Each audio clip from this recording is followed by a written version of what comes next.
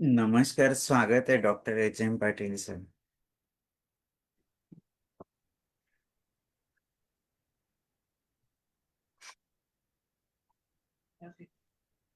पटेल राणा साहब। जी पटेल साहब नमस्कार। नमस्कार। भगवान जी नमस्कार। मुल्ताई से संजू भाई नमस्ते। नमस्कार जी, वैसे नमस्कार जी। और कैसे पटेल साहब? नमस्कार सर। बहुत बढ़िया सर, बहुत बढ़िया। जी जी। हम नमस्कार 13 सर। तारीख को विशाल जी ने डाला होगा कि 13 तारीख को जी जी। इंटरनेशनल कॉन्फ्रेंस है। आई एम जी जी एक्सपेक्टिंग तो यू। और सर प्रयास करता हूँ सर कि 3-4 लोगों की टीम के साथ वहां पर पहुंच। सर मैं बराबर, ये हाँ। जानकारी चाह रहा था कि ये नंदुरबार नंदुरबार यहाँ नागपुर से कितने दूर पड़ता है सर? इसका नागपुर से तो रूट बहुत। रूट कैसा है, थोड़ा सा देखना है हमको। मैं आपको गूगल लोकेशन डाल दूंगा। जी जी जी जी, ठीक है ना। हाँ, yes, you can get idea. जी ओके ओके। जी सर। नमस्कार। मैं आओ तापी नदी को जाने इस वेबिनार में आप सभी का तहे दिल से स्वागत करता हूँ। आज के इस वेबिनार को शुरू करने के पहले इसका जो बैकग्राउंड है उसके बारे में मैं बताना चाहूँगा। हमारे महाराष्ट्र जल बिरादरी के मेंटर विनोद बोधनकर सर और नरेंद्र चुग सर, इनके प्रयास से आओ नदी को जाने जब कोरोना का समय शुरू था तो 2020 में उन्होंने आओ नदी को जाने इस वेबिनार सीरीज का शुरुआत की। और लगभग 45 वेबिनार्स होने के बाद ऐसे तय हुआ कि फिजिकल यात्रा निकालते हैं नासिक से वर्धा, नासिक के त्र्यंबकेश्वर से लेके वर्धा तक। लेकिन कोरोना सेकंड वेव की वजह से फिजिकल यात्रा तो नहीं संभव हो पाई। लेकिन ऑनलाइन डिस्ट्रिक्ट संवाद यात्रा शुरू हुई, जिसमें नासिक डिस्ट्रिक्ट से शुरुआत हुई। नासिक, जलगांव, नंदुरबार, धुलिया, ऐसे करते करते महाराष्ट्र के 36 जिलों में ये यात्रा हुई थी। तब जितने भी महानुभाव जल, जंगल, जमीन, जानवर इस क्षेत्र में कार्यरत है, ऐसे सारे लोगों से परिचय हुआ। और जब 3 डिस्ट्रिक्ट की यात्रा कंप्लीट हुई, जलगांव, नंदुरबार, धुलिया, तो उसके बाद हमारे पूरे टीम ने तय किया कि जैसे आओ नदी को जाने वेबिनार सीरीज शुरू है, क्यों ना हम आओ तापी नदी को जाने इस वेबिनार सीरीज की शुरुआत करते हैं। तो अप्रैल 2021 में हमने ये संवाद यात्रा शुरू की। और आज 4 साल हो गए। तीनों राज्यों से हमें जल, जंगल, जमीन, जानवर इस क्षेत्र में और पर्यावरण के क्षेत्र में काम करने वाले महानुभाव मिले। किसी का 10 साल का अनुभव है, किसी का 40 साल का अनुभव है। ऐसे महानुभाव का जो भी मतलब कि कोई इंडिविजुअली काम कर रहा है, कोई ग्रुप में काम कर रहे हैं।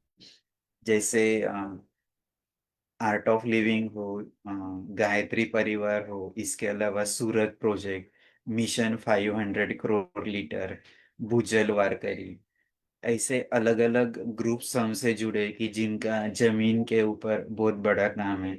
इसके अलावा मूलताई से निकलने वाले सारे पदयात्रा के साथी, ऐसे सारे अलग अलग अनुभव हमें मिलते गए। और इंडिविजुअली कोई मधुमक्खी पे काम कर रहा है, कोई मिट्टी पे काम कर रहा है, कोई हनी बीज पे, कमल पे काम कर रहा है। ऐसे अलग अलग एक्सपर्ट भी हमें मिले। अलग अलग फार्मिंग प्रैक्टिस है, जैसे natural farming, organic farming, millets farming, इसके अलावा यौगिक फार्मिंग। ऐसे भी लोग हमसे जुड़े ताकि वो what is the best practices in Tapi river basin, वो हमें जानने का मौका मिला। मैं ज्यादा वक्त न लेते हुए आज के हमारे पहले वक्त राणा जी, इनका परिचय करने के लिए doctor H M Patil sir से मैं रिक्वेस्ट करता हूँ।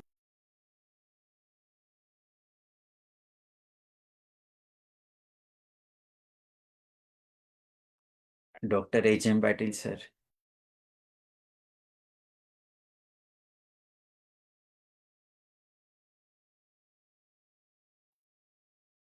धन्यवाद विशाल जी।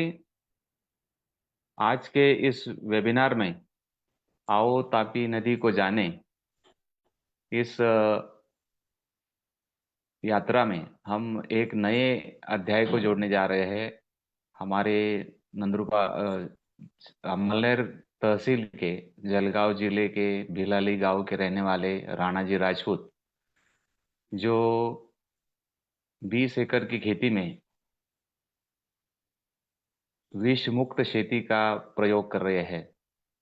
उन्होंने अपनी खेती में केला, पपैया, हरभरा, कापूस, ज्वार, तूर, मिलेट्स या अपना घर का लगने वाला जो भी ये उत्पाद है, उन्होंने अपने जमीन से बोया है और उससे उधर निर्वाह कर रहे हैं।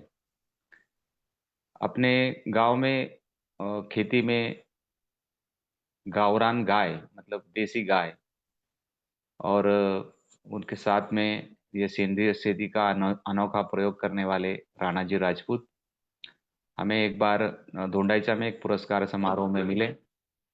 उनके पिताजी और उनसे मिलके हमें यह एहसास हो गया कि ये सस्टेनेबल और पॉइजन फ्री फार्मिंग हमें आने वाली सदी में एक नई दिशा दिशा दे रही है।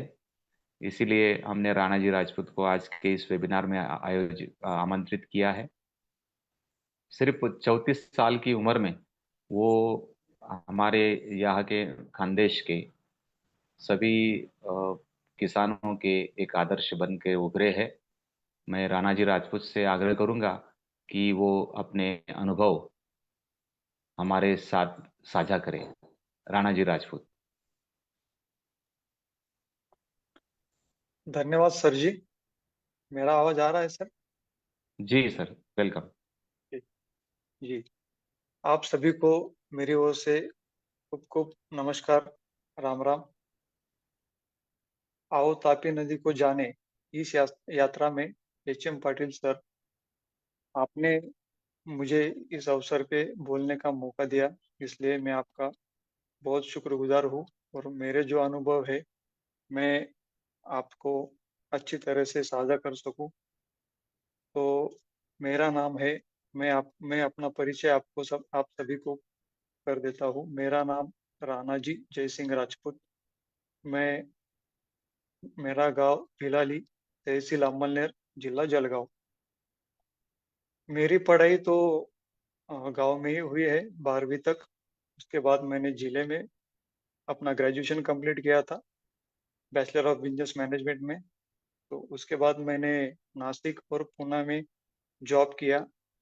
और 2021 से लेकर आज तक मैं खेती कर रहा हूँ।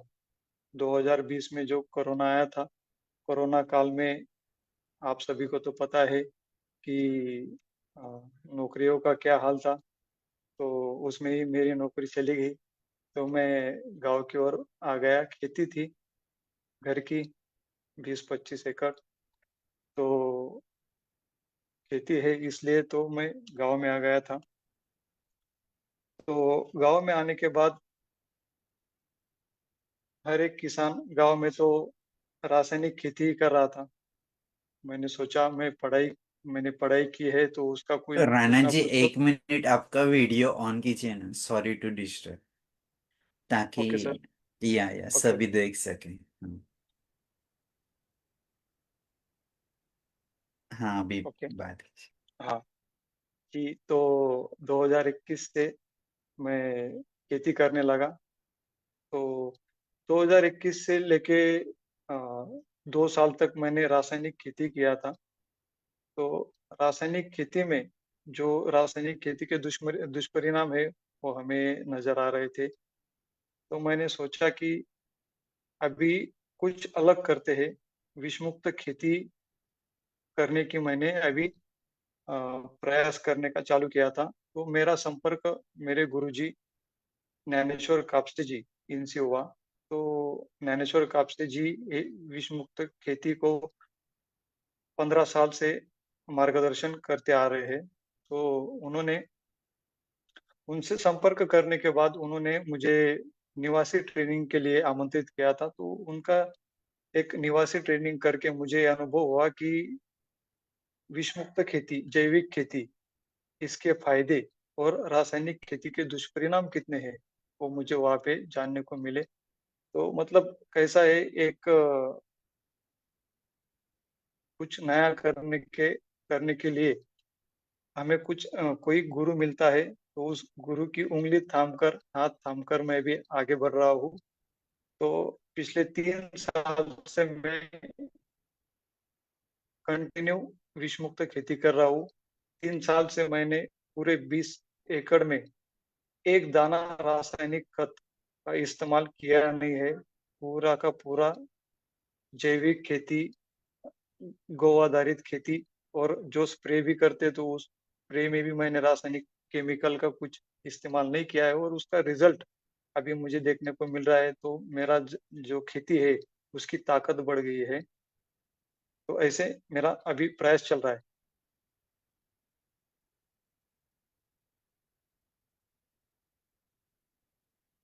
हेलो, हेलो विशाल जी। हाँ, बोलिए बोलिए। हाँ जी। हाँ, तो अभी मैं आप क्वेश्चन करेंगे या मैं मतलब बोलता जाऊँ? आप कंटिन्यू कीजिए। मैं कंटिन्यू करता हूँ। 1 मिनट ठीक। आपके फोटो शेयर करता हूँ। तब तक हाँ, आप बात करते रहिएगा, और जो फोटो ठीक। दिखाऊंगा उसके हाँ, ऊपर भी आप। ठीक है चलेगा। तो हम, जैसे मैंने बताया कि मेरे जो गुरु है ज्ञानेश्वर कापसे जी, इनका निवासी ट्रेनिंग भी रहता है 4-5 दिन का, और ऑनलाइन ट्रेनिंग भी सर करते हैं। हम उनसे, उनको प्यार से माऊली कहते हैं। तो माऊली जी हमें खेती शुरुआत से कैसी करनी है, मतलब जो हम पहले खेती की जो मशागत बोलते हैं शुरुआत में, वो कौन से महीने में करनी चाहिए, वो कब करनी चाहिए। अ, हम नांगरनी जो बोलते हैं, वो नांगरनी कौन से महीने में करनी चाहिए। नांगरनी ये माघ महीने, मराठी जो महीना होता है माघ महीना, तो उस माघ महीने में ही नांगरनी करनी चाहिए। तो माघ महीने में नांगरनी करने के बाद उसकी 2 या 3 बार जुताई करनी चाहिए। तो उसके बाद 2-3 बार जुताई होने के बाद जो हमारे पास गोबर होता है, वो गोबर खेत में डालना चाहिए। तो गोबर खेत में डालने के बाद वो गोबर पूरी तरह खेत में, हेलो, तो गोबर खेत में डालने के बाद, ये जो आपने जो अभी फोटो स्क्रीन पे शेयर किया है विशाल जी, तो ये मेरी मक्के की फसल है, खरीफ की, जो मैंने 14 जून 2025 को की थी। तो ये मक्के की फसल को मैंने 2 फीट बाय 1 फीट पे मैंने बुआई किया था, वो टोकन पद्धति से। तो इस मक्के की फसल में एक दाना मैंने रासायनिक खत का इस्तेमाल किया नहीं है, और रासायनिक जो केमिकल की फवारनी होती है उसका भी मैंने इस्तेमाल किया नहीं है। तो उसमें मैंने शुरुआत में जो अ, अ, फसल को लगने वाला एनपीके जो होता है, फॉस्फोरस, नाइट्रोजन, और फॉस्फोरस, नाइट्रोजन, तो मैंने फॉस्फोरस जो मंगाया था हमने राजस्थान से, वो रॉक फॉस्फेट मंगाया था, जो वो अवेलेबल फॉर्म में होता है। वो पूरा रॉक फॉस्फेट हमने 1 एकड़ में 4 बैग के हिसाब से हमने डाला था। उसके बाद रॉक फॉस्फेट डालने के बाद उसमें बुआई किया था। बुआई होने के बाद, बारिश का पानी होने के बाद, मक्का का फसल उगने के 1 महीने बाद मैंने, जो हम बोलते हैं कि नैसर्गिक कीट व्यवस्थापन, जो नेचुरल कीट व्यवस्थापन होता है, उसके लिए हमने वहाँ पे जो पक्षियों को बैठने के लिए हमने डंडिया लगाई थी, जहाँ पे पक्षी बैठ सके। और वो पक्षी बैठने के बाद जहाँ पे फसल पे इल्लियाँ आती है, इल्लियों के अंडे आते हैं, तो वो अंडे पक्षी अ, अच्छी तरह से खा सके, इसका नियोजन हमने वहाँ पे किया था। तो उसके बाद अ, जो फसल को एनपीके लगता है, उसके लिए हमने यूरिया यूरिया जो लगता है फसल को, तो यूरिया हम बनाते दूध से। तो यूरिया दूध से कैसे बनता है हम अभी जान लेते हैं कि हम 5 लीटर दूध लेते हैं, जो अपना तांबे का घड़ा होता है। तांबे के घड़े में वो दूध को हम डालने के बाद उसमें दही बनाने के लिए थोड़ा दही डालते हैं। तो वो दही, वो जो भांडा होता है उसको हम ढक के रखते हैं 2 दिन। पहले 2 दिन ढकने के बाद तीसरे दिन उसको खोल के थोड़ा हिलाने के बाद लकड़ी से फिर से उसको ढक देते हैं। तो ऐसा 12 दिन तक उस घड़े को वैसे ही रखते हैं। और 13वां या 14वां दिन उसको निकाल के, 5 लीटर दही को निकाल के हम उसको 200 लीटर पानी के बैरल में डाल देते हैं। उसमें देसी गाय के गोमूत्र को 20 लीटर पानी, 180 लीटर और 5 लीटर दही, ऐसा मिश्रण करके हम वो जो उसका एक स्प्रे हमने मक्के की फसल पे लिया था, उससे यूरिया की जो कमी होती है वो अपने पीक को मिल जाती है। उसके बाद हम फास्फोरस कैसे बनाते हैं? फास्फोरस तो हमने रॉक फॉस्फेट जो होता है, जो हमने खेत में शुरुआत में डाल दिया था, 4 बैग 1 एकड़ के लिए। उसके बाद हम बनाते हैं पोटाश। पोटाश हम जो बेल के झाड़ होते हैं, बेल बेल के झाड़ पे जो बेल लगता है सर, मैंने आपको बेल के फोटो भेजे थे, क्या आप बता सकते हो? हाँ, ये जो बेल, तो ये जो बेल है, ये पके हुए बेल हमने तोड़ के लाए थे। तो बेल का जो अंदर का जो मटेरियल निकलता है, तो वो निकाल के 50 किलो बेल और 50 किलो, 20 किलो गुड़, ये हम 200 लीटर के बैरल में डाल डाल डाल देते हैं। तो उसको हम फर्मेंटेशन के लिए 3 महीना तक रखते हैं। पर हर 15 दिन में, 15 दिन के बाद उसको अ, हवा बंद किया हुआ रहता है। तो उसको हवा बंद खोल के उसको हिलाने के बाद उसका गैस निकालना पड़ता है। तो उसको हर 15 दिन में गैस निकालना पड़ता है। गैस निकालने के बाद फिर से हवा बंद कर देते। तो ऐसे हमको 3 महीने तक करना है, 90 दिन तक। तो 90 दिन के बाद अच्छी क्वालिटी का पोटाश हमें उससे मिलता है। तो वो पोटाश हम अपने खेत में इस्तेमाल करते हैं स्प्रे के लिए। हर पंप में 100 ml। और जमीन से अगर देना हो, ड्रिप में देना हो, तो 5 लीटर 1 एकड़ के हिसाब से ये हम देते हैं। तो हमें NPK, पोटाश, फास्फोरस, यूरिया, इसकी मात्रा तो हमें इन चीजों से मिल जाती है। तो रही बात अन्य द्रव्यों की, तो अन्य द्रव्यों के लिए हम जीवाणुओं का इस्तेमाल करते हैं। तो जीवाणु जो होते हैं, तो अन्न द्रव्य हमसे क्या 16 प्रकार के अन्न द्रव्य, मुख्य अन्न द्रव्य होते हैं। तो हम सूक्ष्म अन्न द्रव्य, ये जो आप विशाल जी ने अभी फोटो दिखाया है स्क्रीन पे, तो ये मछलियां है। मैंने 50 किलो मछलियां और 50 किलो गुड़, ऐसा 200 लीटर के बैरल में डाल के उसे 1.5 महीने तक हवा बंद करके रखा था। तो उससे हमें 1.5 महीने के बाद, 1.5 या 2 महीने के बाद, उससे हमें कुनब जल, हम कुनब जल बोलते हैं, हम उसे आ, ये बोल सकते हैं। 1 मिनट।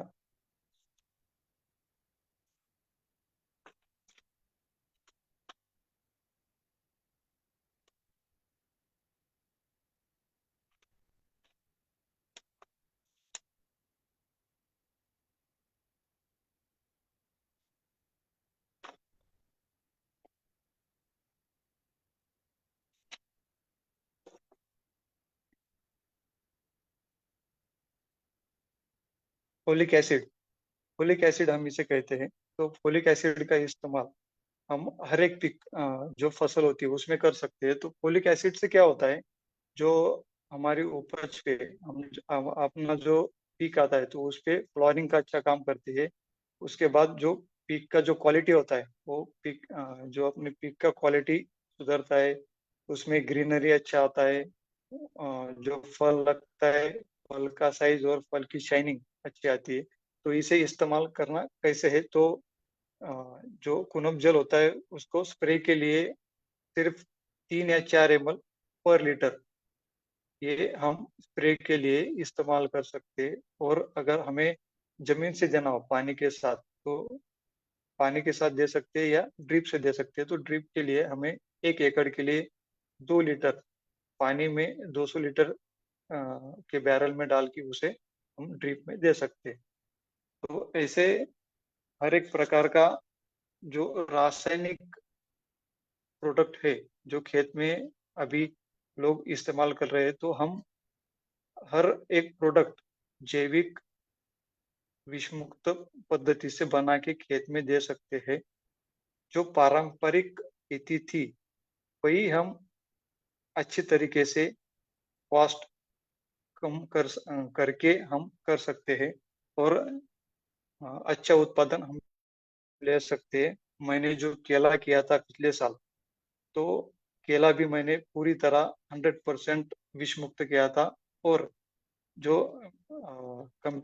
करेंगे हम रासायनिक जो खेती करते हैं केले की, तो उनका जो लागत होता है फसल के लिए, उनकी लागत अगर 1 एकड़ के लिए 1 लाख लगता है, तो मेरा सिर्फ 1 एकड़ के लिए 50,000 इतना ही खर्चा उसमें हुआ था और विष मुक्त पूरी तरह। तो मुझे जो मार्केट में रेट होता है केले का, अगर रेट 18 रुपए था तो मुझे 21 या 22 रुपए रेट जो व्यापारी होता है उसने दिया था, कि क्योंकि जो केले की क्वालिटी और उसका जो कीपिंग क्वालिटी था वो ज्यादा दिन तक टिकेगा, ऐसा उसको समझ गया था, इसलिए उसने रेट भी अच्छा दिया था। तो हर एक जो फसल है मैं विषमुक्त और रासायनिक का इस्तेमाल न करते हुए मैं हर एक फसल करता हूँ। ये जो आप वीडियो देख रहे हैं, ये वीडियो में मैंने दूध, गुड़ और अंडा इसका इस्तेमाल मेरे केले की फसल में किया था। तो दूध, गुड़ और अंडा, इससे हम फसल में जो कैल्शियम की कमी होती है तो उसकी कमी हम इससे दूध, गुड़ और अंडे से पूरी कर सकते हैं। 1 एकड़ के लिए हम 2 किलो गुड़, 15 अंडे और दूध ले सकते हैं हम 1 एकड़ के लिए 20 लीटर।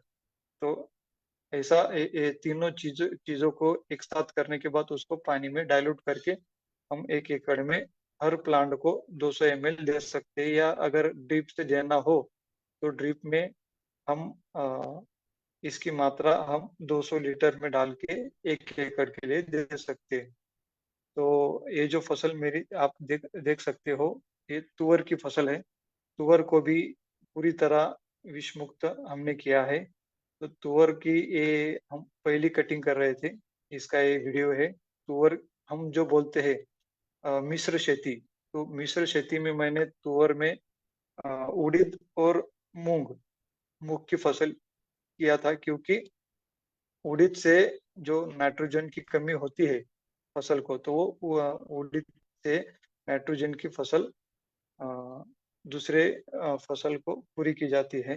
तो जो उड़द निकालने के बाद उसको हमने रोटावेटर करके पूरा जो उड़द का जो फसल होता है वो पूरा जमीन में गाड़ दिया था। उससे अपना बायोमास भी बढ़ता है और जो जीवाणु होते हैं उनके लिए जो खाना होता है वो भी उनका मिल जाता है और अपने जमीन की जो ताकत है वो बढ़ जाती है। और ये जो वीडियो में आप देख रहे हो, तो ये हम सल्फर, जड़ाम सल्फर बनाते हैं। तो उसपे हमने सल्फर लिया था 99% वाला। तो उसमें 4 kg sulphur, caustic soda 4 kg उसमें जो पत्थर का चूरा आता है, छोटे छोटे पत्थर के टुकड़े लिए थे, और जो खड़े मीट आता है, खड़े मीट लेके और 15 लीटर पानी, ये मिक्स करके हमने इसमें सल्फर बनाया था। तो सल्फर का इस्तेमाल हम हर फसल में कर सकते हैं। सल्फर से हमें जो फसल पे इल्लियाँ आती है, कीड़ आते हैं, तो उसका नायनाट होता है। उसके बाद सल्फर से जो फसल की क्वालिटी है, जो फल की क्वालिटी है, फल की साइज बढ़ती है। उसके बाद जो फल पे बुरशी आता है, फंगल आता है, तो फंगल भी जड़ा सल्फर से कम होता है। तो ये जो चीजें हैं, ये सब पूरा विषमुक्त हम करते हैं। तो विषमुक्त खेती में आप गाय को दूर नहीं रख सकते हो। तो मैं अभी गाय का विषय आपको बताना चाहता हूँ। गाय से जो हमें गोबर, गोमूत्र और दूध जो मिलता है, वो गोबर, गोमूत्र, दूध हम खेत में यूज करके विषमुक्त खेती अच्छी तरीके से कर सकते हैं। हाँ, ये जो एक मिनट, ये जो विशाल सर ने जो अभी वीडियो प्ले किया है, इसमें हम जो मेरा रबी का फसल था मक्के का, तो उसको हमने जमीन में गाड़ दिया था, रोटावेटर कर दिया था। तो उस पे हम लोग रॉक फॉस्फेट का इस्तेमाल कर रहे हैं। रॉक फॉस्फेट मारने से जो ये जो ठोस काड़ी कचरा रहता है, उसका विघटन अच्छी तरीके से होता है। और उससे जो अपना ये होता है गांडूड़, तो गांडूड़ भी खेत में बहुत बढ़ता है। गांडूड़ खेत को सच्छिद्रपना करने का काम करते हैं। गांडूड़ ज्यादा से ज्यादा खेत में होने चाहिए। के कारण जो बारिश का पानी होता है, वो भी जमीन में अच्छी तरीके से अ, अ, ये होता है। तो रॉक फॉस्फेट हमने राजस्थान से मंगवाया था। राजस्थान से रॉक फॉस्फेट मंगाने के बाद उसको हमने लैब टेस्ट किया था। लैब टेस्ट में रॉक रॉक फॉस्फेट में ये अवेलेबल फॉर्म में होता है, उस पर कोई भी केमिकल कोटिंग नहीं होती है। तो उसका लैब टेस्ट करने के बाद उसको उसके फॉस्फोरस उसमें 16 से 90% तक मिला था। तो उसके बाद उसमें कैल्शियम भी है। तो ये जमीन को देने के बाद हमें कंटिन्यूअस जो जीवाणु होते, वो जीवाणु जमीन में छोड़ना है। इसके लिए जो फॉस्फोरस होता है, रॉक फॉस्फेट, वो अच्छी तरीके से फसल को जो अन्न द्रव्य लगता है, उससे हम दे सकते हैं। विशाल सर।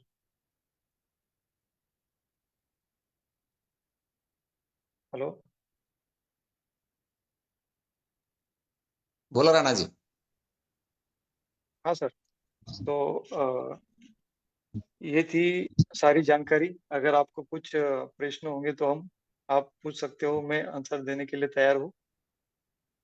चलेगा, हम आपके जो आंसर सवाल है वो आखिरी में लेंगे।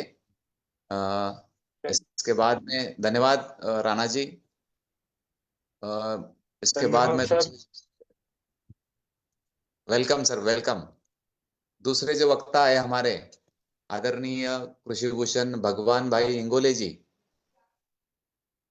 इंगोले जी है क्या? इंगोले जी।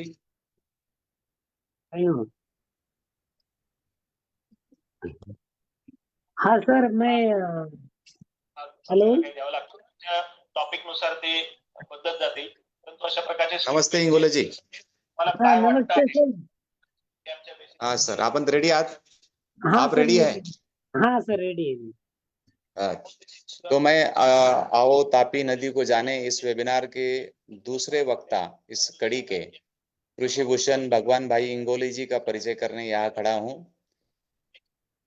कृषि भूषण भगवान भाई इंगोले मालेगांव तालुका अर्धापूर जिला नांदेड़ महाराष्ट्र के रहवासी है। कृषि मित्र ग्राम मालेगांव के वो रहवासी है। मास्टर ट्रेनर है। डायरेक्टर है Shetkari Mitra farmer producer company limited Nanded से। अध्यक्ष है ओम शांति ऑर्गेनिक फार्मर समूह, ग्राम मालेगांव, तहसील अर्धापुर, जिला नांदेड़ के। सदस्य है कृषि समृद्धि योजना, कृषि विभाग, महाराष्ट्र शासन के। पिकेल ते विकेल अभियान, कृषि विभाग, इसमें भी वो सदस्य है। अंतर्गत गुणवत्ता हमी सेल, कृषि महाविद्यालय नांदेड़ में वो सदस्य है। महाराष्ट्र शासन का 2019 का कृषि भूषण पुरस्कार उन्हें मिला है।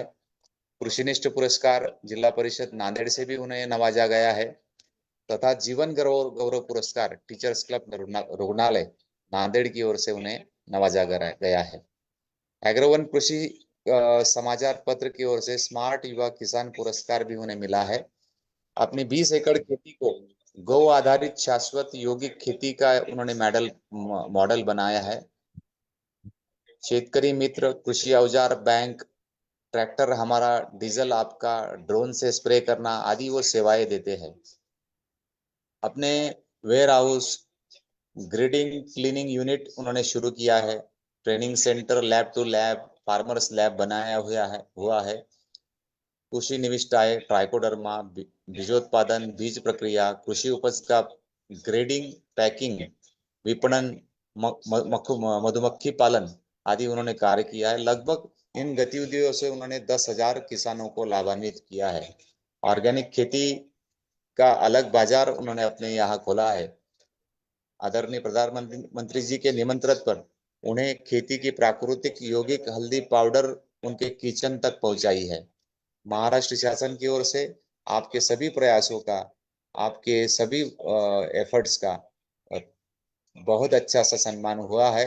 मैं कृषि भूषण भगवान भाई से अनुरोध करूंगा कि वो हमारे इस वेबिनार में हमारे श्रोताओं को जो ऑनलाइन ऑफलाइन ये सुनने वाले हैं उन्हें संबोधित करे। आदरणीय कृषि भूषण भगवान भाई इंगोले जी। नमस्कार, राम राम। राम राम। आओ जाने तापी नदी को, ये जो वेबिनार अभी चल रहा है, इनके सभी किसान भाई और श्रोताओं को मैं नमस्कार करता हूँ। ओम शांति। जैसे अभी पाटिल सर ने मेरा परिचय दिया ही है। आवाज आ रही सर? हाँ, आवाज आ रही है सर। स्क्रीन अपना वीडियो शुरू करें। जी ओके।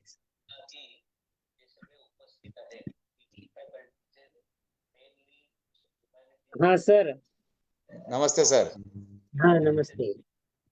पहले जो कहावत होती थी, उत्तम खेती मध्यम व्यापार कनिष्ठ नौकरी, और आज कनिष्ठ नौकरी जो थी वो सबसे उत्तम हो गई है, और जो उत्तम खेती थी वो सबसे नीचे चली गई। तो इसका मुख्य कारण मुझे लगता है ये हमारी सोच है। आज हम किसान परिवार में बचपन से ही खेती करते हैं, तो और खेती करते समय बचपन से ही हमें ये सिखाया जाता है कि भाई आप अच्छा पढ़ो लिखो, अब अच्छी तरह से पढ़ाई करेंगे लिखेंगे, स्कूल में। सर आपका वीडियो जरा एडजस्ट कीजिए, वो क्लियर नहीं। यस यस, अभी हाँ बराबर। ठंडी बज रही है यहाँ पर बहुत। एक 10 मिनिट आधी जगदीश पाटील हाँ सर, इससे क्या होता है, जो हमारी सोच है ना, हम बचपन से ही सिखाते हैं कि भाई अच्छा पढ़ा लिखो, नहीं तो फिर आपको खेती में जाना पड़ेगा।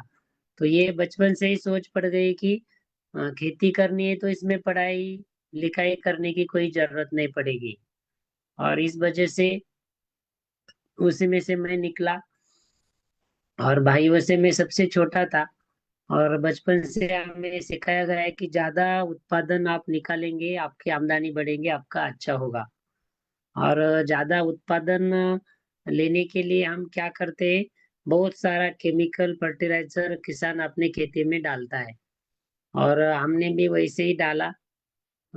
आजू वाले पड़ोस वाले किसान एक बोरी डालेंगे तो हम दो डालेंगे, दो से तीन डालेंगे डालेंगे। जिससे क्या हुआ, हमारा उत्पादन तो बढ़ गया लेकिन किसान का उत्पादन घट गया। हमने 100 टन गन्ने का उत्पादन लिया, कपास का लिया, हर इसका, लेकिन ज्यादा उत्पादन जब आएगा तो खर्चा बढ़ गया, और खर्चा बढ़ने से हमारा उत्पन्न घट गया। तो खेती करते समय हालत इतनी खराब होती गई कि रासायनिक खाद केमिकल फर्टिलाइजर का ज्यादा यूज होने से हमारे जमीन का ऑर्गेनिक कार्बन जो 0.23 तक आया हुआ था। और ऐसे समय में खेती की इतनी खराब हालत क्यों है, और ये इसको कैसे सुधारा जाए? अ, किसान ने क्या गलती की है जो किसान आज इतना मेहनत करता है? इसका आंसर मुझे शाश्वत योगी खेती की ट्रेनिंग करने के बाद मुझे उसका आंसर मिला। और ब्रह्मा कुमारी कृषि एवं ग्राम विकास विंग के अंदर मैं माउंट आबू 3 दिन ट्रेनिंग के लिए गया। ट्रेनिंग करने के बाद मुझे वहां पर जो सीख मिली कि आज भारत के किसान ने कष्ट मेहनत बहुत की, लेकिन कष्ट मेहनत के साथ ज्ञान को नहीं जोड़ा। वो ज्ञान मुझे वहां पर मिला कि अपने खेती में क्या उगता है यह न सोचकर, मार्केट में क्या बेचता है ये सोचकर हम खेती करें। खेती का विज्ञान मुझे वहां पर समझ में आया। और फिर मैंने अपने घर आकर शाश्वत योगी खेती करना प्रारंभ किया। तो वहां पर मुझे जो सिखाया गया, जो मंत्र मिला था कि अपनी खेती में से जो कुछ भी निकलता है उसको हमें जलाना नहीं है। और वैसे ही हमने शुरू के इसमें हमारे खेती में से निकलने वाले जो पीला सोना पाचट बोलते हैं, गन्ना जब निकलता है उसको हम जला देते थे। बहुत सारे किसान जला देते, हमने जलाया नहीं। लगभग 1 एकड़ खेती में से लगभग 5-6 टन गन्ने का वेस्ट निकलता है, उसको हमने जमीन में ही गाड़ा है। और गाड़ने के बाद देशी गाय का गोमूत्र, गोबर और मिट्टी, गुड़, इससे हमने जीवामृत बनाया, उसके ऊपर छिड़काव किया। वहां पर हमें जो बताया गया है कि अगर हम किसान जब खेती करते हैं तो पहले जो किसान किया था तो अपनी जमीन की पूजा करेगा, अपनी जमीन को माता समान मानेगा, आकाश को पिता मानेगा, प्रकृति को साथ लेकर चलता है। और उसी अनुसार हमने खेती की आरंभ किया। खेती करते समय हमने बीज को, आज हम एक बीज जमीन में डालते हैं और एक बीज का 1000 बीज हम उगा लेते हैं। लेकिन हमारा भी ये कर्तव्य बनता है कि हम उस बीज का धन्यवाद करें, उनको, उनका ऋण व्यक्त करें। आजकल हम, पहले किसान वैसे करता था और आजकल का किसान बीज को केमिकल फर्टिलाइजर दवाई डालता है और वो बीज जमीन में बोता है। हर 15 दिन के बाद उसके ऊपर केमिकल फर्टिलाइजर डाला जाता है और किसानों की सोच होती है कि मारो मारो मारो। और वो अनाज निकाल कर हम घर में लाते हैं, फिर हम उसमें केमिकल दवाई डालते हैं कि कीड़ न लगे। जमीन में डालने से लेकर पेट में जाने तक हमारा विचार चलता है मारो मारो मारो। और वह बीज जब हम खाते हैं अनाज, आज पूरे विश्व के अंदर घर घर में महामारी, लड़ाई झगड़ा चल रहा है। इसका मुख्य कारण है कि हम विषैली पद्धति से विचार किया हुआ केमिकल युक्त अन्न खा रहे हैं। इसी वजह से हर घर में लड़ाई झगड़ा चल रहा है। तो हम यह न सोचकर हम उस बीज को धन्यवाद देते हैं। और पहले वाले किसान उस अनुसार अपने बीज की पूजा करते थे। पहले बीज को एक पॉजिटिव वाइब्रेशन से परमात्मा के आगे, या जो भी जिनकी आप प्रार्थना करते हो, जिनके ऊपर आपका फेथ है, भगवान के आगे रखकर वो बीज की पूजा कर फिर वो बीज जमीन में डाल देते थे। ब्रह्म कुमारी विद्यालय के अंदर भारत का जो पहला एग्रीकल्चर यूनिवर्सिटी है उत्तरांचल में, वहां पर बीजों पर एक संशोधन हुआ यमी होके। कुछ बीजों को सात्विक विचारों से मेडिटेशन के द्वारा चार्ज किया गया और कुछ बीज ऐसे ही जमीन में बोए गए। तो जिन बीजों को परमात्मा के आके सकारात्मक चिंतन विचारों से चार्ज किया गया, उस बीज की अंकुरण क्षमता में लगभग 10 से 11% वृद्धि पाई गई। बीज के जड़े में उत्पादन में 10 से 12% उसमें उत्पादन बढ़ गया। तो इसे इस बात को सिद्ध किया गया कि प्रकृति बीज हमारे मन के भावों को भी जानती है। तो यह मुझे एहसास होने के बाद हमने अपने खेती पर एक मेडिटेशन रूम बांस से बनाया हुआ है और बीजों को हम थोड़ा पॉजिटिव विचारों से चार्ज कर वो बीज हम जमीन में बोते हैं। साथ में प्रकृति को साथ लेकर चलने के लिए हमने अपने खेती पर जो मेड रहते हैं, आजकल हमारे खेत में हम देखते हैं कि प्रकृति का नुकसान सभी क्षेत्र कर रहे हैं। उसका पहला नुकसान अगर किसी को होता है तो वो किसानों को होता है। और लगभग 24 घंटे में इस साल हमें हमारे खेत में लगभग 200, 250, 300 मिलीमीटर बारिश हुई, कुछ भी बचा नहीं था। और ऐसे में वहां पर जो हमें सिखाया गया है कि बांध के ऊपर, मेड़ के ऊपर हमने फिनिशिंग के लिए करवंद के पेड़ है, जैसे मोरिंगा पाउडर है, एरंडी है, वो पूरा फिनिशिंग के लिए हमने मेड़ पर लगाए हुए हैं, जिससे हमारे फसल का मुख्य जो खर्चा था वो खर्चा बॉर्डर में जो हमने पेड़ लगाए हैं फलों के, उससे उसका खर्चा निकल गया। दूसरा, प्रकृति के अंदर कोई एक जीव नुकसान करता है तो उसके ऊपर दूसरा प्राणी या दूसरा पक्षी या दूसरा जीव, उसके ऊपर उनका निवारा रहता है। तो लगभग 98% जो कीड़ है वो कीड़ किसानों की मित्र कीड़ है। और लगभग कुछ कीड़ है जो किसानों को नुकसान पहुंचाती है, लेकिन जो नुकसान पहुंचाने वाले कीड़ को मारने के लिए हम जो अपने मित्र कीटक है उसको भी हमने मरवा दिया। अगर हम मेड़ पर ऐसे पेड़ उपयोगी पौधे लगाएंगे तो इसमें सभी पशु पक्षी अपना घरटा जमाएंगे, वहां पर रहेंगे और जो अपनी मुख्य फसल है वो अच्छी तरह से आएगी। उस अनुसार हमने अपने खेती पर किया, प्रयोग किए, जिससे मुझे बहुत अच्छे रिजल्ट मिले। और जिस खेती में से हमने गन्ने के पाचट के ऊपर जो हमने नहीं जलाया उस पर हमने गेहूं की बुआई की, तो लगभग 2 ही पानी में हमारे खेती में से हमें 20 क्विंटल गेहूं का उत्पादन हुआ। और पानी की बचत हो गई। इसके साथ जो खरपतवार निकलता है वो भी नहीं निकला और वो पूरी की पूरी गन्ने की जो पाचट है वो कंपोस्ट होकर जमीन में चली गई। अगले साल हमने चना लिया, फिर हमने हल्दी की बुआई की। कहने का मतलब यही है कि ये जो शाश्वत योगी खेती है, ये शाश्वत योगी खेती कोई नई खेती नहीं है। पहले अपने किसान इसी अनुसार खेती करते थे, जैसे हमारे पूर्वज, हमारे पिताजी है। आप एक बार सोचिए कि वो 1 एकड़ खेती में से लगभग 50,000 का उत्पादन लेते थे, गौ आधारित 50,000। और 50,000 का उत्पादन लेते समय उनके खेती में का खर्चा होता था लगभग 5 से 10 हजार रुपए।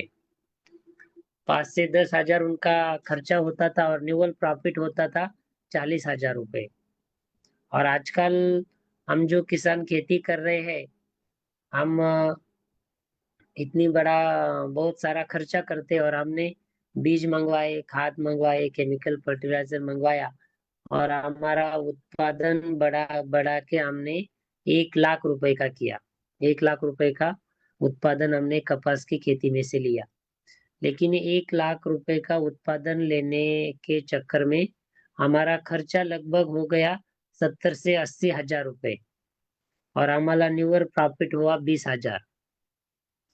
तो आप सोच सकते हैं कि कौन सी खेती फायदे की है।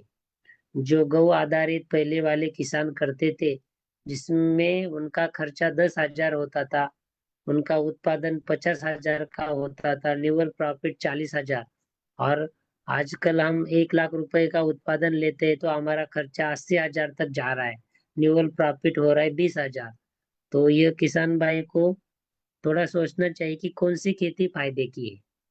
हमें उत्पादन ज्यादा बढ़ाकर जब उत्पादन ज्यादा बढ़ता है तो मार्केट में दाम गिरते हैं। तो ज्यादा उत्पादन बढ़ाने से किसानों का भला नहीं होगा। हम भले उत्पादन थोड़ा कम निकले, लेकिन वो गुणवत्ता क्वालिटी पूर्वक निकाले, जिससे उसकी क्वालिटी हो, गुणवत्ता हो, खाने वाले का सेहत अच्छा रहे और उसको दाम भी अच्छे मिलते हैं। और हमारे जमीन का जो ऑर्गेनिक कार्बन है वो भी बढ़ता है। आज मेरे जमीन का ऑर्गेनिक कार्बन हमने 1 के ऊपर लिया है, लगभग 1.5 से 1 तक हमारे जमीन का ऑर्गेनिक कार्बन अभी है। और पूरे महाराष्ट्र के अंदर अगर हम देखेंगे तो हमारे जमीन का ऑर्गेनिक कार्बन 0.3 या 4 के आसपास है। तो ये बहुत ही धोखे की घंटा है कि आगे चलकर हमारे जमीन में से अभी कुछ भी उगेगा नहीं। जैसे अभी राणा जी ने बताया कि अ, किसानों की सोच ही है, सोच को ही बदलना पड़ेगा कि ऑर्गेनिक खेती, जैविक खेती करने से उत्पादन कम होता है। उत्पादन कम नहीं होगा, उत्पादन धीरे धीरे बढ़ता है, लेकिन किसानों का खर्चा कम होता है। और हमने अपनी खेती पर उसी अनुसार ऑर्गेनिक डीएपी बनाया है, रॉक फॉस्फेट, जिसमें ट्राइकोडर्मा, जीवाणु कल्चर और जितने भी अपने गाय का गोबर रहता है उसमें मिलाकर हमने 2-3 मास उसको हिलाया, छाव में रखा, उसके ऊपर जीवामृत डाला, ट्राइकोडर्मा, पीएसबी कल्चर, एजोटोबैक्टर। और ये 2-3 मास के बाद ग्रैन्युअल फॉर्म में हमारा प्रो नाम का खत तैयार हुआ, जिसका कॉस्टिंग हमें लगभग 50 किलो बोरे का हमें 300-400 रुपये लगा। वही प्रोम का खत अगर हम मार्केट से लेते हैं तो वो 1000-1200 रुपये में मिलेगा। तो जो हम खाद खेत में डालते थे गोबर, वो सीधा डालने से गोबर जब कंपोस्ट नहीं होता है और कोई भी पदार्थ हम जमीन में डालते हैं, अगर ये कंपोस्टिंग नहीं होता है तो वो कीड़ रोगों को आमंत्रण देता है। तो हमने गोबर से पुराना गोबर होने के बाद उसका कंपोस्ट खाद बनाने के बाद वो गोबर हम डाले, बारिश होने के बाद डाले। ऐसे बहुत सारी छोटी छोटी चीजें हैं जिससे किसान अपना उत्पादन बढ़ा सकता है। हमने ज्यादा इसमें हरे खाद का इस्तेमाल किया है, जैसे बरू है, ढेंचा है, वो लगाते हैं, जमीन को विश्रांति देते हैं, जमीन को ढक कर रखते हैं, जमीन को कभी नंगा नहीं छोड़ते। और जमीन के अंदर से सिर्फ अनाज लेते हैं, जितना भी जमीन के अंदर से निकलता है उसका कंपोस्ट खाद बनाकर वही हम रिटर्न जमीन में देते हैं। और ये देने से हमारा उत्पादन भी बढ़ा, खर्चा भी कम हुआ और हमारा संगठन भी बना। और संगठन बनाने के लिए हमने एक एफपीओ बनाया है, Shetkari Mitra farmer producer company के नाम से, जिसमें लगभग 2000 किसान सभासद है। और सभी किसान हर मास में अपने यहाँ पर एक मीटिंग करते हैं और जरूरतमंद किसानों को हम जैसे कुछ जरूरत है तो हम उनको बीज मुहैया करते हैं, उन्हें ट्रैक्टर मुहैया करते हैं जिन किसानों को दोबारा बुआई करनी पड़ती है। हमने अलग से मार्केट बाजार खोला है।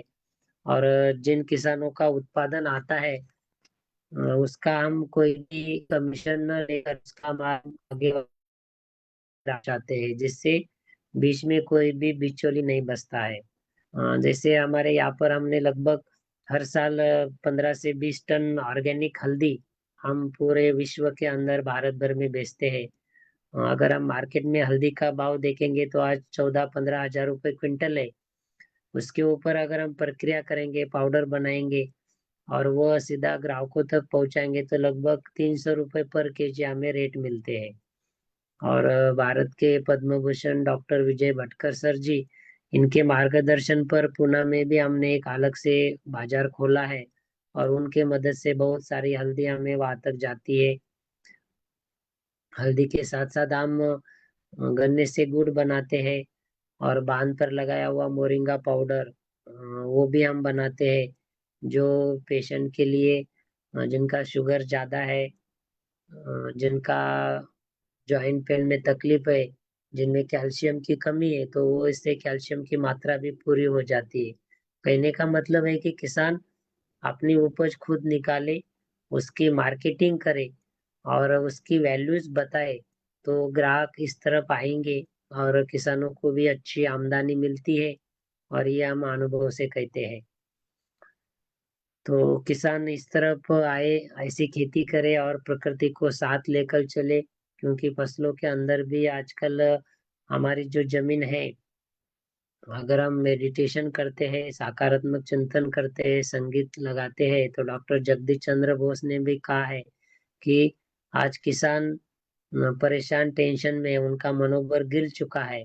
किसान को गारंटी नहीं है कि हम बीज बोएंगे वो उगेगा नहीं उगेगा मालूम नहीं, बारिश कितनी होगी इसकी भी कोई गारंटी नहीं है, दाम क्या मिलेगा इसकी गारंटी नहीं है। और किसान तनावग्रस्त है। अगर किसान तनावग्रस्त टेंशन में है, तो उसका असर जमीन के अंदर जो बैक्टीरियाज है उनको भी, फसलों को भी टेंशन आता है, क्योंकि हमारे विचारों का प्रभाव सीधा फसलों के ऊपर भी पड़ता है। अगर हम सकारात्मक रहेंगे, क्योंकि जो बीज है, फसल है, वो भी हमारे किसान का एक परिवार का हिस्सा है। अगर एक परिवार में कोई एक व्यक्ति तनावग्रस्त टेंशन में आता है, तो उसका टेंशन पूरे परिवार को भी होता है। उसी अनुसार किसान अगर कमजोर मन से, हताश निराश होकर खेती करता है, खेती में जाता है, तो किसान की हालत देखकर फसलों को भी टेंशन आता है, क्योंकि फसल भी हमारे मन के अंदर के सकारात्मक नकारात्मक भावनाओं को जान जाते हैं। और ये संशोधन doctor Jagdish Chandra Bose, clue Baxter, बहुत सारे वैज्ञानिक है, उन्होंने किया है कि अगर हम सकारात्मक रहेंगे, तो जमीन के अंदर जितनी बैक्टीरिया है, जीवाणु है, उनकी क्रिया शक्ति बढ़ती है। तो हमें सकारात्मक सोचकर, पॉजिटिविटी से अगर हम खेती करेंगे, तो खेती का उत्पादन भी बढ़ेगा, किसानों का मनोबल भी बढ़ेगा, संगठन भी बढ़ेगा। और संगठन बढ़ने से किसान अपने कुछ समस्याएं है, कुछ दिक्कत है, कुछ प्रॉब्लम है, तो आपस में शेयर करते हैं, और आपस में शेयर करेंगे तो किसान गलत रास्ते पर नहीं जाएगा। किसानों को कुछ जरूरतमंद चीजें होती है, तो सबसे पहले पैसे की जरूरत होती है। अगर हम इकट्ठा कुछ राशि जमा करेंगे और जरूरतमंद किसानों को देंगे, तो किसानों को पैसे के लिए साहूकार, बैंक या किसी के पास जाने की जरूरत नहीं पड़ती। दूसरी बात, किसानों को हम बीज उपलब्ध कराते हैं, तो किसानों का खर्चा कम होता है, बाहर से कुछ बीज लाने की जरूरत नहीं पड़ती है। किसानों को हम खाद मुहैया कराते हैं कि आपको कहाँ से भी बाहर से खाद लाने का नहीं है। फिर पेस्टिसाइड्स लगने वाली जो भी चीजें हैं, वो हम मेड़ पर ही बनाना सिखाते हैं, जिससे किसानों का खर्चा कम होता है। और खर्चा कम होगा तो आमदनी बढ़ेगी, आमदनी बढ़ेगी तो उसको अच्छी वैल्यू और मार्केटिंग के लिए भी हम मदद करते हैं। तो इस अनुसार संगठन के माध्यम से ये शाश्वत योगी खेती करने से हमारे ग्रुप को, हमको बहुत अच्छा फायदा होता है। प्रकृति को भी हम साथ लेकर चलते हैं, प्रकृति का भी हमें सहकार्य मिलता है। तो इससे आशा करते हैं कि हम सभी इस तरह जो आज का वेबिनार रहा, ये बहुत अच्छा है। और ऐसे ही वेबिनार अगर होते रहेंगे, तो निश्चित ही इसका लाभ किसानों को होगा, और किसानों के अनुभव की लेन देन कर दूसरे किसान भी इस तरफ आएंगे। धन्यवाद। कुछ क्वेश्चन प्रश्न है तो पूछ सकते हैं सर। नहीं, पहले मैं आपके फोटो और वीडियो दिखाना चाहूंगा, फिर हम सबके लिए ये मंच खुला करते हैं। एक ही मिनट में शेयर करता हूँ।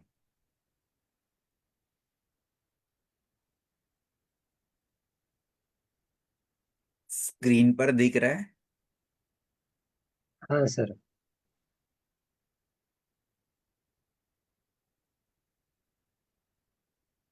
ये भूमाता पूजन कर रहे हैं हम, हमारे यशो सर है, क्योंकि कोई भी कार्यक्रम की, प्रोग्राम की हम जब शुरुआत करते हैं, तो भू माता पूजन व शुद्धिकरण करके करते हैं, जिसमें भू माता के लिए क्या चाहिए, जो पंचगव्य है, तो पंचगव्य की पूजा करके हमने ये ऑर्गेनिक डीएपी खाद बनाया है। भाऊ साहेब बराटे जो जिला कृषि अधीक्षक है, हमारे नांदेड़ में रह चुके हैं, यहाँ पर हम ऑर्गेनिक डीएपी खाद बना रहे हैं।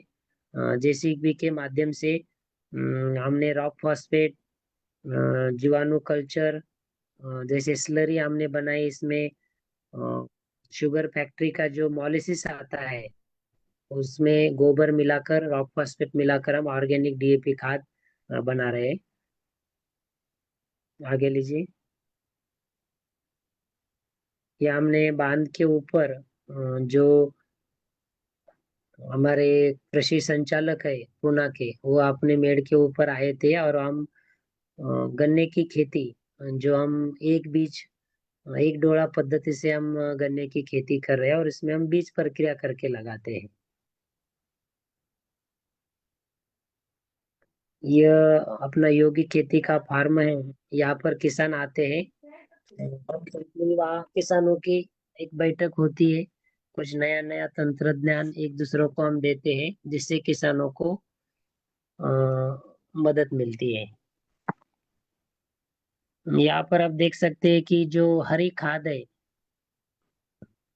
गन्ने का जब हार्वेस्टिंग होता है तो हार्वेस्टिंग होने के बाद हमने इसमें हरी खाद बरू और डेंचा डाला है। और बरू डेंचा डालने के बाद 1 मास के अंदर इतना 3-4 फीट बढ़ गया, इसको फूल भी आए हैं और उसको हमने ट्रैक्टर के साथ हमने जमीन में गाड़ दिया। और पीछे आप देख सकते हैं बतख। दिन में अगर हम खेत की जुद ये करेंगे तो इसमें जो फंगी और जो नुकसान करने वाले कीड़े, वो बगले खाते हैं उसको। आगे कर दीजिए सर। ये देखिए पीछे बगले लगे हुए, तो ये इतना फायदा होता है। आगे कर दीजिए सर। ये हमारी कंपनी है, कंपनी के माध्यम से हमने औजार बैंक डाला है और जरूरतमंद किसानों को हम ट्रैक्टर हमारा डीजल किसान का, जो किसान दोबारा बुआई करते हैं उनको हम ट्रैक्टर देते हैं। डीजल किसान खुद डाले और बुआई करे। कर दीजिए सर आगे आगे। ये हमारा केचुए का खाद है, ये गोकृपा अमृत, जीवामृत। ये कलेक्टर साहब अपने खेती का अवलोकन कर रहे थे। कर दीजिए सर आगे आगे। ये गोकृपा अमृत, जीवामृत, 10 पर का सभी सारी निविष्ठा खेत में जो हम बनाते हैं और ड्रिप के माध्यम से देते हैं। यहाँ पर हम अपने जो किसान है उनको मुफ्त में हम सोयाबीन के बीज मुहैया कराते थे, जिन किसानों को दोबारा बुआई करनी है, जो जरूरतमंद किसान है, महिला किसानों को। ये खेत में हमने संगीत लगाते हैं ताकि एक सकारात्मक चिंतन, और संगीत लगाने से फसलों का उत्पादन भी बढ़ता है और वातावरण शुद्ध सात्विक रहता है। आगे कर दीजिए सर। फटाफट।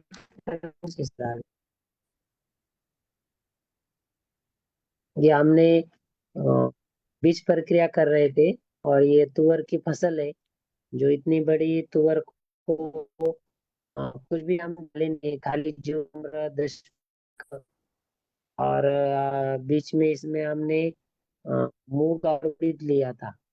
और साल में एक ही फसल लेते हैं मेड़ के ऊपर, जिससे कम से कम टिंग हो।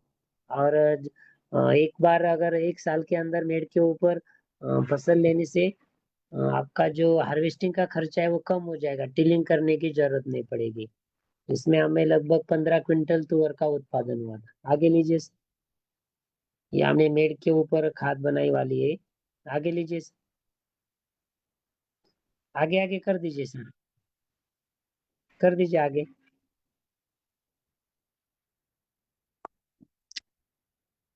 ये केचुए की खाद है।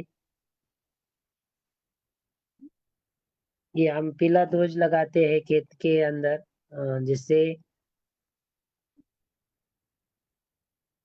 ये देशी गाय का बच्चा हुआ है गाय को। ये साफ पिकड़ा जो हमने कपास के अंदर सापड़ा लगाते हैं, जिससे फसलों का ज्यादा नुकसान नहीं होता है। आगे कर दीजिए सर जल्दी जल्दी।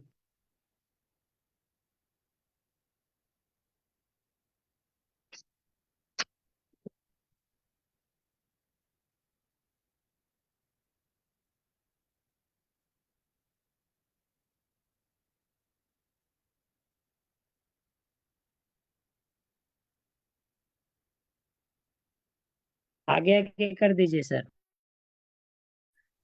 अंतरिम, ये तुअर की हल्दी की फसल है।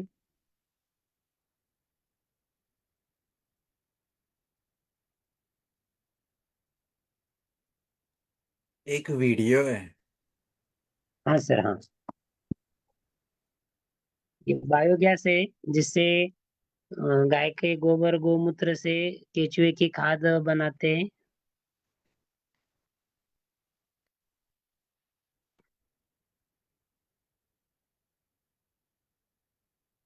जमने-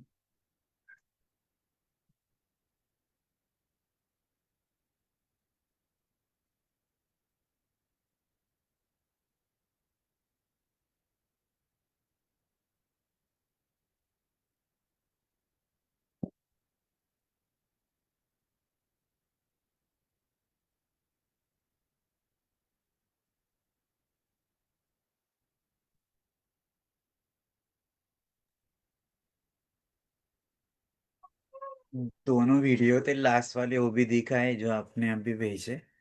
जी अम, सर।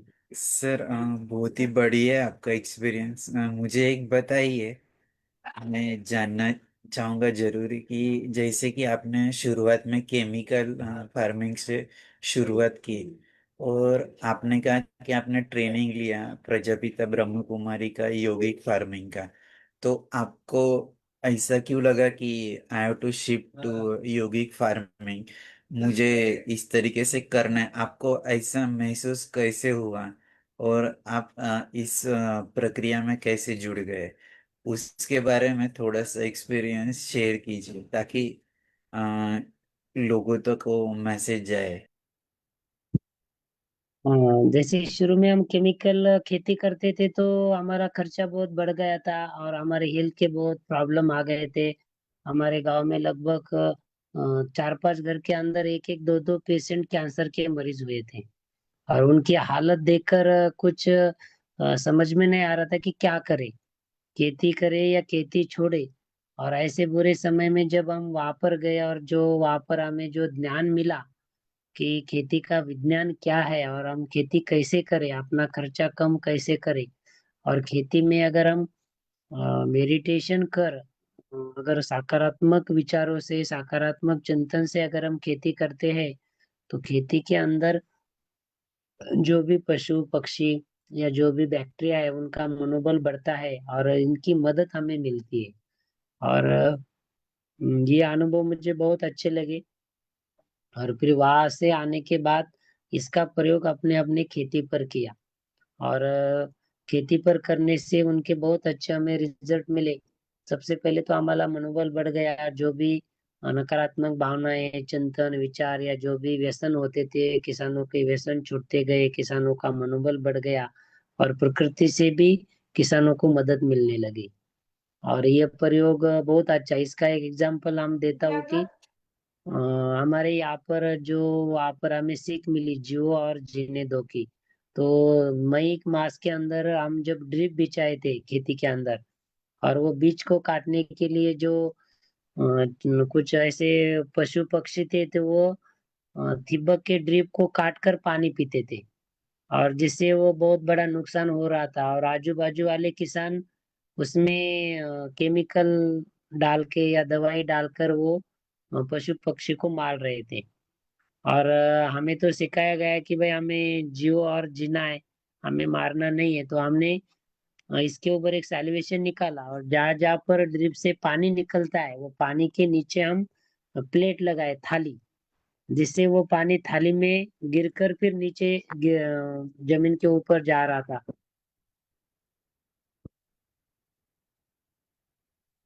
और सर, दूसरी बात, कि जैसे कि किसानी करना है यानी कि फार्मिंग करना है, तो सबसे पहले जैसे आपने कहा कि आपको ज्ञान मिला तभी, अ, मतलब एक तो विज्ञान अबाउट फार्मिंग, जो साइंस है उसके बिहाइंड, दूसरी बात कि ज्ञान के बारे में आध्यात्मिक ज्ञान। तो सबसे पहले मेरा एक छोटा सा सवाल है कि खुद के मन की, खुद के अंदर के भगवान की खेती जब तक अच्छी नहीं होगी, ठीक ठाक नहीं होगी, तब तक हम बाहर की खेती आ, इस तरीके से नहीं कर सकते। ये अनुभव आपको भी आया होगा ना। और जी। तभी तक आप यहाँ तक पहुंचे कि जैसे डिफरेंट एक्सपेरिमेंट कि खुद का तो करना ही है, लेकिन आपने जिनको दोबारा बुआई करने उनके लिए फ्री ऑफ कॉस्ट ट्रैक्टर देना, डीजल आप डाल लीजिए, ट्रैक्टर लेकर जाइए, फ्री सीड्स देना। तो ये सभी एक्सपेरिमेंट आप कर रहे हो, तो उसका स्व अनुभव आपको कैसे लगा उसके बारे में बताइए। सर यहाँ पर कि हमें जो ब्रह्मा कुमारी विद्यालय के अंदर जो राजयोग सिखाया जाता है, वसुदेव कुटुंबकम, कि हमें सबको साथ लेकर चलना है और सबके साथ सबको मदद करनी है। तो ऐसे समय में जो हमें यहाँ पर सीख मिली कि हमारा भी एक दायित्व बनता है कि हम अपने जो आजू बाजू वाले पड़ोस वाले जो किसान है, जो एक बार बुआई करते हैं, तो दोबारा बुआई करने के लिए उनकी कमर टूट जाती है, वो दोबारा बुआई नहीं कर सकता। और महाराष्ट्र शासन कृषि विभाग की ओर से जो हमें औजार बैंक मिला, जो उनकी मदद से हमने औजार बैंक की स्थापना की। तो हमारा भी कुछ फर्ज है कि हम अपने आजू बाजू वाले किसानों को कुछ मदद करें, उनकी सहायता करें। और इस अनुसार फिर हमने अ, एक मुहिम चलाई कि ट्रैक्टर हमारा डीजल किसान का। तो इसकी संकल्पना सबको बहुत अच्छी लगी।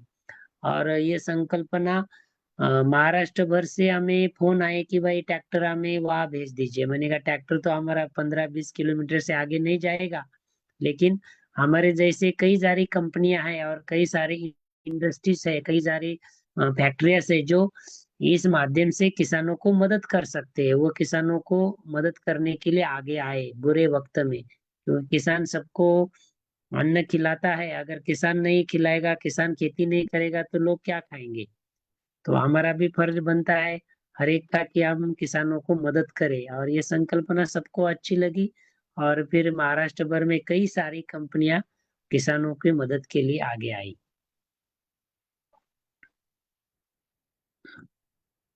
हाँ सर। बहुत बढ़िया। और आपका ये जो अनुभव है, जो आज साझा किया आपने हमारे साथ, वो बहुत ही महत्वपूर्ण है, सिर्फ हमारे लिए नहीं, सभी के लिए। मैं doctor H M Patil sir से रिक्वेस्ट करता हूँ कि वो भी बात रखे। राधे श्याम जी, आप भी अनम्यूट करके बात रखिए। राधे श्याम जी।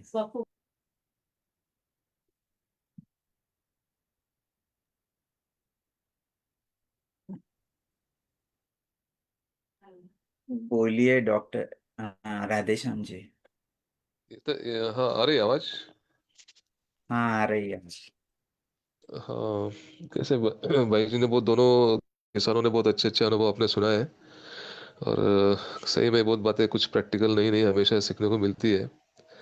बहुत ज़रूरी है सबके लिए ये सब कुछ बातें नई नई, क्योंकि अपडेटेड रहना जो बहुत ज़रूरी है। जैसे राणा जी ने बताया कि उनकी जो गाइड है माऊली कापसे जी, वो भी इस बात के ऊपर काफ़ी जोर देते हैं कि हमको अपडेटेड रहना बहुत ज़रूरी है हमेशा। समय के साथ आगे क्या क्या बदल हो रहे हैं, वातावरण में क्या बदल हो रहे हैं, टेक्नोलॉजी में क्या बदल हो रहे हैं, उसके हिसाब से ये परिवर्तन के हिसाब से खुद को तैयार रखना बहुत ज़रूरी है। दूसरी एक बात, कभी कभी ऐसा भी लगता है खेती के बारे में जब सोचते हैं तो किसान को जगत का अन्नदाता कहा जाता है। परंतु आजकल ये देखने में आता है कि किसान अपने खेत में सारे कैश क्रॉप लगाता है, नगदी फसलें लगाता है, और उनको मार्केट में रेट है नहीं है, वो अपने हाथ में नहीं है।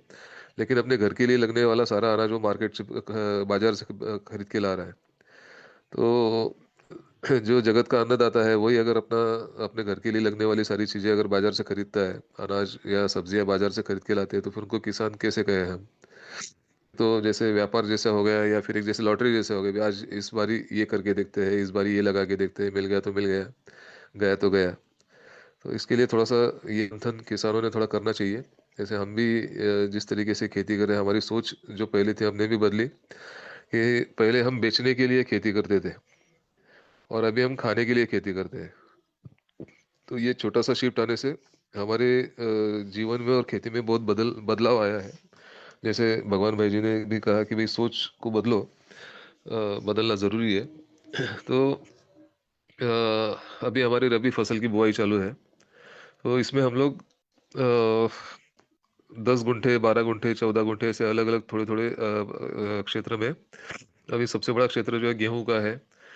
फिर गेहूं के बाद सादा चना, फिर बिट्टू काबुली चना, दादर, मेथी दाना, मोहरी, करडई, अलसी, ऐसे और भी 2-3 फसलें, जैसे अभी सबकी सब इमीडिएट नाम नहीं आते, राजगीरा वगैरह। तो ये सारी फसलें हम थोड़े थोड़े जगह पे 12-14 गुंठे में लगाते हैं। और वो अपने घर के लिए खाने में तो आती है, काम में आती है, लेकिन जो बची हुई है उसको फिर बेच के हमको जो क्वालिटी तो होती है, तो ऑर्डर रहते हैं उसके, तो वो लोगों को ज़्यादा बेच के अपना बाकी का खर्चा भी उसके ऊपर चल चल जाता है। तो इस तरीके से अगर किसान थोड़ा थोड़ा अपना शिफ्ट करे और इस तरीके से कुछ चीज़ें बने तो बहुत अच्छा रहेगा। क्योंकि मार्केट के भरोसे पे तो हम कोई ये नहीं, ना सरकार के भरोसे पे, लेकिन अपने घर का अनाज तो अपने घर पे बनना चाहिए।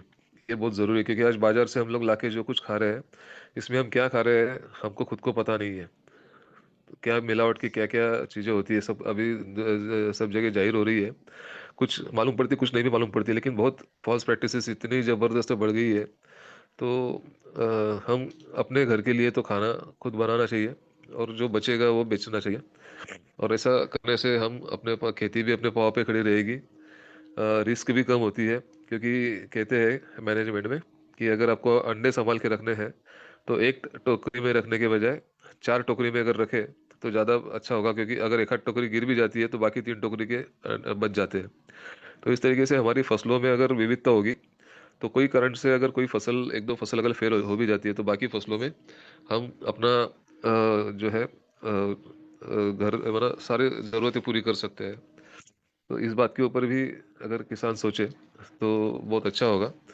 बाकी कैश क्रॉप जो है उसके लिए कुछ जगह बचा के रखे और कुछ रिजर्व रखे भी, इतने जगह में करे। आधी ज़मीन में भी अगर हम लोग अपनी ज़रूरत की चीज़ें करते हैं तो बहुत अच्छा किसानों के लिए ये होगा, ऐसा हमारा अनुभव खुद का है। और जब मालूम पड़ जाता है कि भी यहाँ पे अच्छी चीज़ें बनती है, तो लोग खुद होके हमसे संपर्क में आते हैं और पहले से ही बता देते हैं, आपकी खेती में जो भी कुछ पकेगा हमको आप ज़रूर ला के देना, जो दाम होगा वो चलेगा। अभी हमारा हाल ही अनुभव, बाजरे की जो फसल निकली थी बरसात की अभी, तो उसको 65 रुपये किलो से हम होम डिलीवरी करते हैं, साफ सफाई करके। तो भैया फिर किसी को आटा लगे तो 75 रुपये किलो आटा बना के देते हैं। तो इस तरीके से क्वालिटी है, इसके लिए रेट लोगों से मिलता है। जो उसका आटा जो है, रेगुलर बाजरे का केमिकल खेती का आटा का पिसाने के बाद 10-12 दिन में कड़वा हो जाता है, फेंकना पड़ता है, फिजिकल प्रॉपर्टीज बदल जाती है। लेकिन ये जो है ये 4-4.5 महीने के ऊपर कस्टमर लोग, ग्राहकों ने, उपभोक्ताओं ने उसको प्रयोग करके हमको फीडबैक दिए, अनुभव बताए कि ये आटा कड़वा नहीं होता है, खराब नहीं होता है, गर्म नहीं पड़ता है। ऐसे बहुत अच्छे अच्छे अनुभव है। अनुभव जैसे लोगों को आते जाते हैं तो लोग हमारे इसकी मतलब इसके लिए वेटिंग पे रहते हैं, रुकते हैं, या उस अपने से लेते हैं सारी चीज़ें। है बहुत सारी बातें शेयर करने जैसी, लेकिन समय की सीमा भी है। और जो वक्ताओं ने सुनाया वो भी बहुत बढ़िया चीज़ें हैं, बहुत कुछ अच्छा और नया नया मालूम पड़ा। धन्यवाद।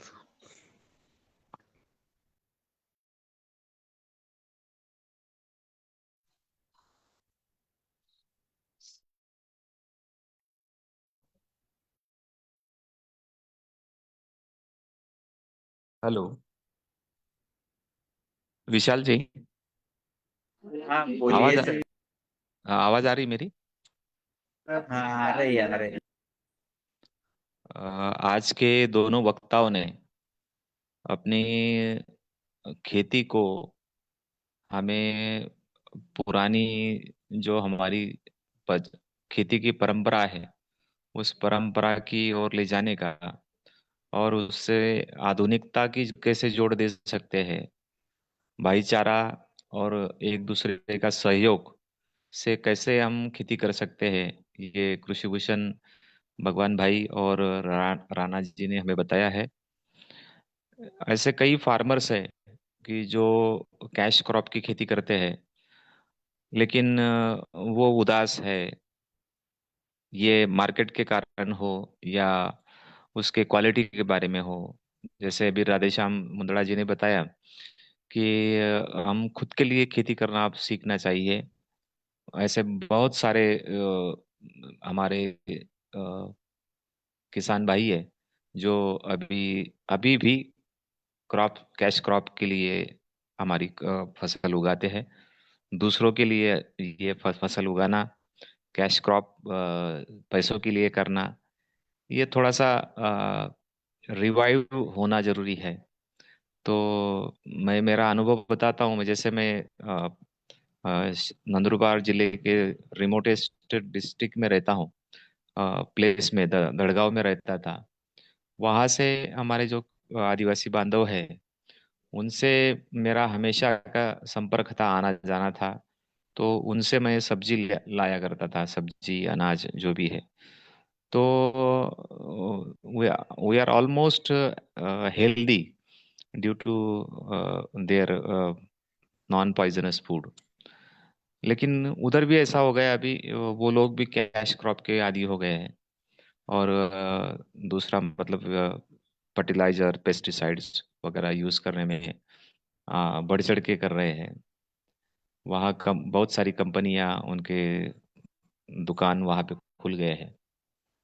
और इसी के लिए हम वहाँ प्रयास कर रहे थे अगले 20 साल से।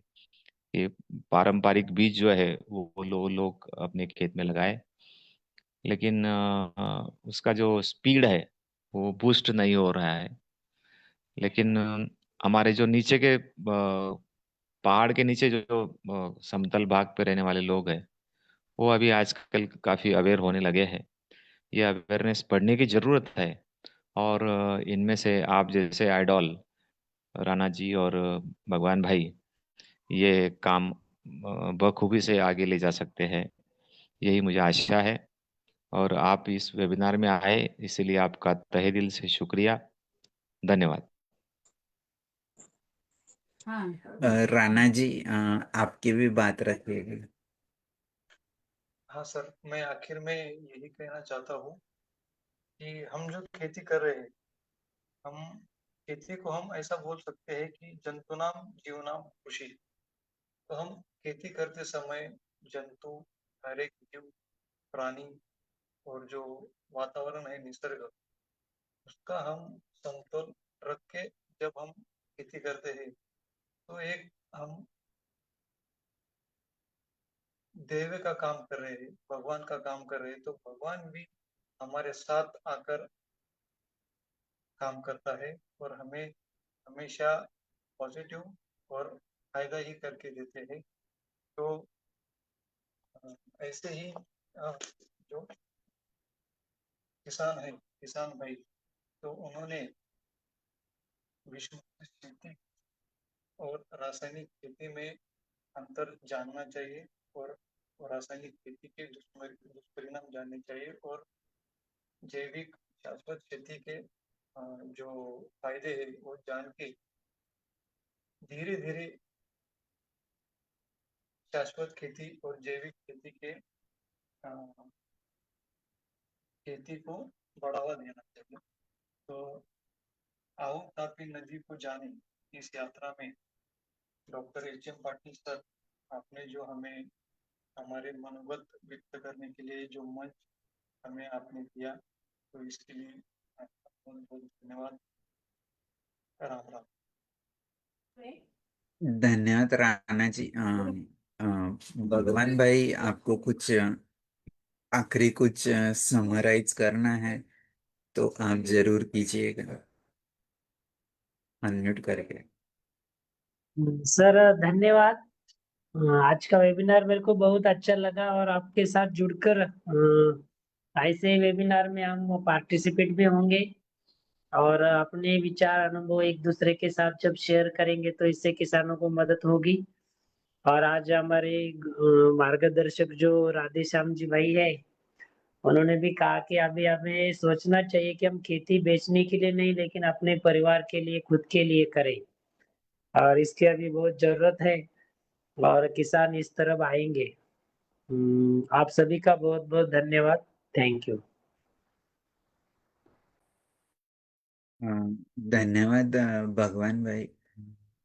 और हमारे पूरे टीम के तरफ से आपका एक बार फिर से यह पर शुक्रिया अदा करना चाहूँगा। हमारी पूरी टीम है और हमारा यही मकसद है कि एक दूसरे के साथ अनुभव साझा करते जाए। राधे श्याम जी, आपको कुछ बात रखनी है? हाँ, एक आधे में 2 मिनट में एक बात सुना चाहिए। जो यौगिक खेती की जो बात चली, तो जैसे विधियाँ तो सारी खेती में जगह पे जो करने की है, भौतिक विधियाँ तो सारी करीब करीब एक जैसी है। लेकिन इसमें जो है कि जो मेटाफिजिकल एनर्जी जो है, क्योंकि इस सृष्टि पे जो भी कुछ घटनाएं घटित हो रही है, इन सब का पीछे माना एक्सचेंज ऑफ एनर्जी कहा जाता है। कि एक्सचेंज ऑफ एनर्जी कुछ हो रहा है तो कुछ हमको सामने दिखाई पड़ता है, परिवर्तन एक एक चीज में क्या होता है। तो ये जो एक्सचेंज ऑफ एनर्जी है, ये मेटाफिजिकल एनर्जी है, हमारा फिजिक्स से, फिजिकल एनर्जी से, भौतिक से परे है ये। और उसका प्रयोग जब हम अपनी खेती में या अपने कारोबार में, कोई भी कारोबार उसमें अगर हम करते हैं, तो उसके रिजल्ट जो है ये और हमको अच्छे से प्राप्त होते हैं। एफर्ट कम और प्राप्ति अच्छी होती है। तो ये जो वैश्विक, इसको कोई वैश्विक ऊर्जा का नाम देता है, कोई कॉस्मिक एनर्जी का नाम देता है। परंतु उसके बारे में, उसको सुनने में बहुत अच्छे लगते हैं टर्म्स, परंतु उसका प्रयोग कैसे करें, क्या चीज़ है, क्या है, ये समझने में हमको योगिक खेती के माध्यम से मदद हुई थी। जो ब्रह्मा कुमारी विद्यालय में हमने जो सीखा था कि ये इसके 7 मूलभूत स्वरूप होते हैं मेटाफिजिकल एनर्जी के। तो वो जैसे हम लोग अपने जीवन में उसको प्रैक्टिस करते हैं, उसको बढ़ाते हैं, तो वो आपके जीवन के हर एस्पेक्ट के ऊपर काम करता है और उसमें वो परिणाम देते हैं। तो ये जो 7 ऊर्जा, बहुत मेटाफिजिकल एनर्जी जो, ये इसको कहा जाता है भी सुख, शांति, प्रेम, आनंद, ज्ञान, पवित्रता, शक्ति, इस तरीके से कि जिन 7 वैल्यूज का या मेटाफिजिकल एनर्जी का, परमात्मा को सागर कहा जाता है। और जो हर आत्मा है, हर शरीर को चलाने वाली जो एक आत्मा होती है, उसमें ये 7 गुणों का स्वरूप है। कहते हैं God has created man in his own image. तो हम सब उसके उसी मेटाफिजिकल एनर्जी के स्वरूप है। बस हम उसको यूज करना भूल गए हैं, या हमारी ऊर्जा कहीं ब्लॉक हो गई है गलत मान्यताओं में या आउटडेटेड मान्यताओं में। तो उसको हमको थोड़ा सा कुछ उसको समय देके उसके लिए कुछ, और उसके हिसाब से अगर ये करे तो और ज़्यादा अच्छे परिणाम हमको मिल सकते हैं, क्वालिटी के बारे में और इसके बारे में। धन के साथ दुआएं भी मिलेंगी हमको।